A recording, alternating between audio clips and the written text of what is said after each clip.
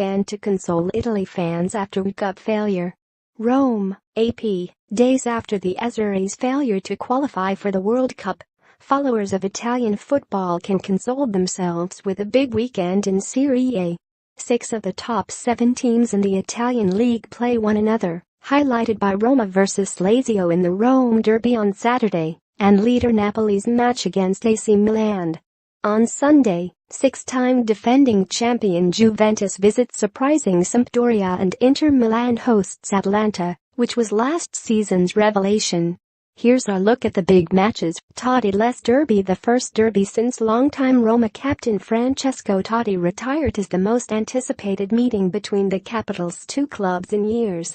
Both Lazio and Roma have had strong starts to the season and sit 4th and 5th, respectively, in the standings with only 1 point separating them. It will be a matchup between last season's Serie A scoring leader, Roma's Edin Dzeko, 29 goals in 37 matches, and this season's scoring leader, Lazio's Ciro Immobile, 14 in 11.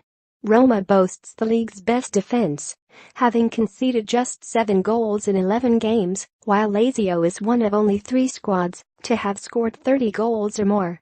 Both clubs also feature young coaches who are making a growing impact, Simone Inzaghi at Lazio and Eusebio Di Francesco at Roma.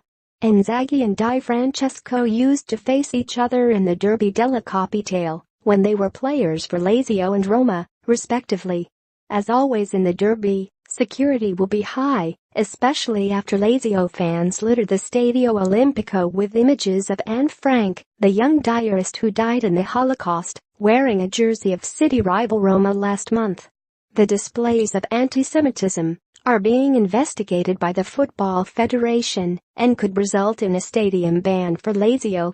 Meanwhile, Roma may want to keep something in reserve for Wednesday's visit to Atletico Madrid in the Champions League.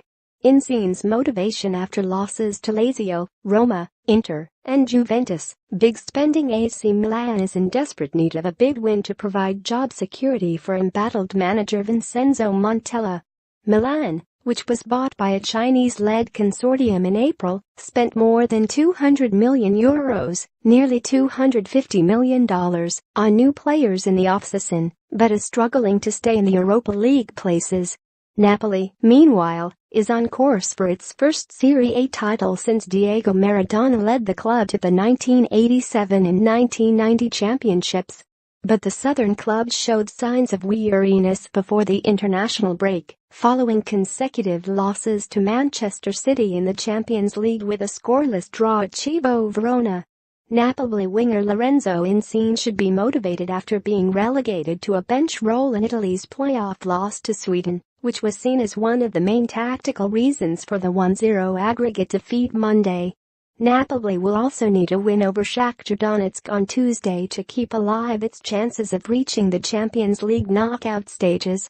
Juventus reaction. No club is more associated with Italy's squad than Juventus, so it will be interesting to see if Gianluigi Buffon, Andrea Barzagli and Giorgio Chiellini have recovered from Azzurri's first failed qualification in 6 decades.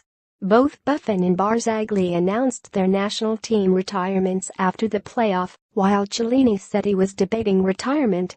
Full attention will be needed for a Sampdoria squad that has lost only twice. Sampdoria features a combination of veterans like Fabio Quagliarella, who leads the squad with 7 goals, and talented young players like 21-year-old midfielder Lucas Torreira, who leads the league in takeaways. Sampdoria has been able to improve despite an off-season overhaul that included high-profile sales of players like Patrick Schick, Milan Skriniar and Luis Muriel for a combined €70 million. Juventus then hosts Barcelona in the Champions League on Wednesday, looking to improve on the 3-0 loss to the Spanish club in September. Regional rivals Atalanta finished a club record 4th last season and qualified for Europe for the first time in more than a quarter century.